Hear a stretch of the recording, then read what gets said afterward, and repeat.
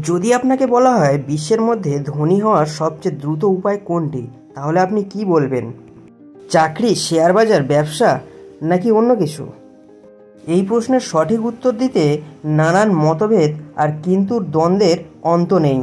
আজ আমি আপনাদের এমন একজনের কথা বলবো যিনি গরিব বস্তি থেকে উঠে এসেছিলেন আর আজ তিনি কোটিপতি। নিজেই নিজের জীবনকে পরিবর্তন করতে যিনি সফল হয়েছেন, সেই কোটি কোটি টাকার মালিকের মহামূল্যবান বক্তব্য আজ আমি আপনাদের সঙ্গে শেয়ার করব।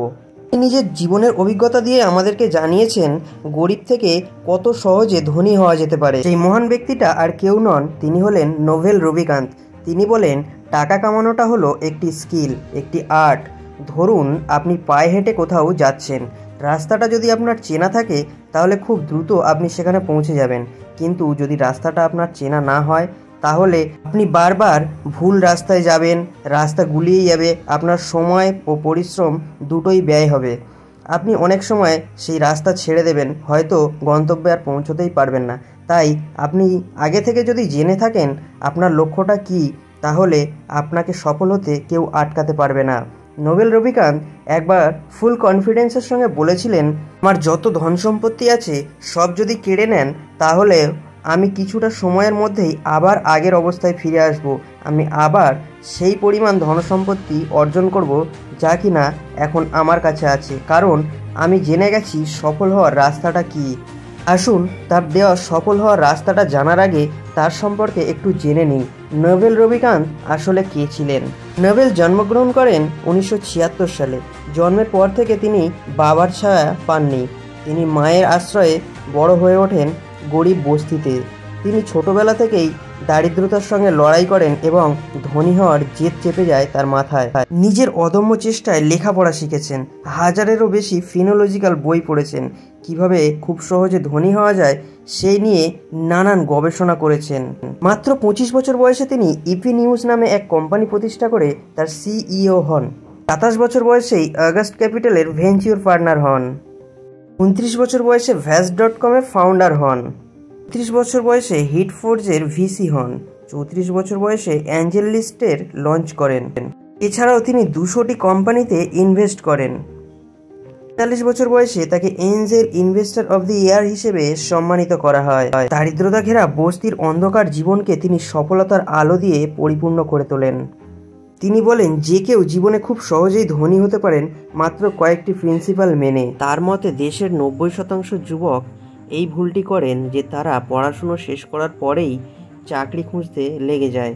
তারা মনে করেন একটা চাকরি পেলেই হয়তো জীবন সফল, কিন্তু না, চাকরি মানুষকে ভালোভাবে বাঁচতে দেয় না, কখনোই তাকে ধনী হতে দেয় না। না ভালোভাবে জীবন কাটাতে দেবে আর না ভালোভাবে মরতে দেবে। তাই এই ইঁদুর দৌড় থেকে বেরিয়ে আসা উচিত। বিশ্বের যত ধনী ব্যক্তি আছে সকলেই কিন্তু ব্যবসা করেই ধনী হয়েছেন।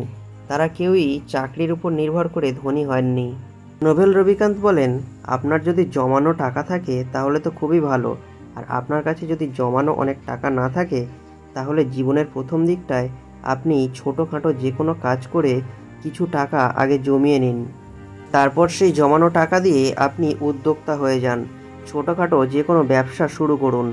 আর সবার আগে আপনাকে আপনার ক্ষেত্র নিয়ে ভালোভাবে জানতে হবে। আপনার ক্ষেত্রটি নিয়ে আপনি খুব রিসার্চ করবেন। আপনি দেখবেন মার্কেট ভ্যালু কেমন আছে, কাস্টমার ভ্যালু কী আছে, আপনার লাভ লস, আপনার দক্ষতা, এই সবই দেখবেন। সর্বোপরি ব্যবসাকে আগে বাড়ানোর সমস্ত রকম তথ্য আপনাকে জানতে হবে। আর সবসময় ব্যবসাকে বড় করার জন্য আপনাকে লেগে প্রয়োজন পড়লে আপনি আপনার ক্ষেত্রটি নিয়ে একটু ট্রেনিং নিন। তিনি আরও বলেন, এর পরেও আপনি যদি ব্যবসা করতে ভয় পান, আপনি ঝুঁকি নিতে না পারেন, তাহলে আপনার ভয়টা অমূলক নয়। কারণ বেশিরভাগ ক্ষেত্রেই ঝুঁকি নিয়ে ব্যবসায় নামার পর অসফলতাই বেশিরভাগ দেখা যায়। তাই তাদেরকেও ধনী হওয়ার জন্য তিনি অন্য উপায় বলেছেন।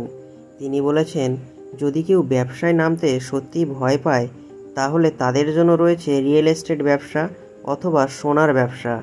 আপনারা রিয়েল এস্টেট ব্যবসা সম্পর্কে তো জানেন, জমি কেনা বেচা করা। জমি আজকে যে দাম, আজ থেকে 5 বছর পর তার 3 গুণ 4 গুণ বেশি দাম হয়ে যায়।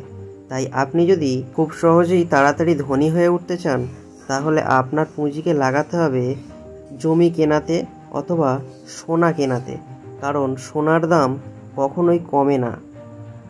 বন্ধুরা, সফল হওয়ার পর অনেকেই অনেক লম্বা চওড়া বক্তৃতা দিয়ে অনেক হাততালি কুড়োয়, কিন্তু ব্যক্তিগতভাবে বলতে গেলে এনার বক্তব্য আমার সত্যিই ভালো লেগেছে। আর আপনার কেমন লেগেছে তা কমেন্ট করে অবশ্যই জানাবেন এবং চ্যানেলটি সাবস্ক্রাইব করবেন।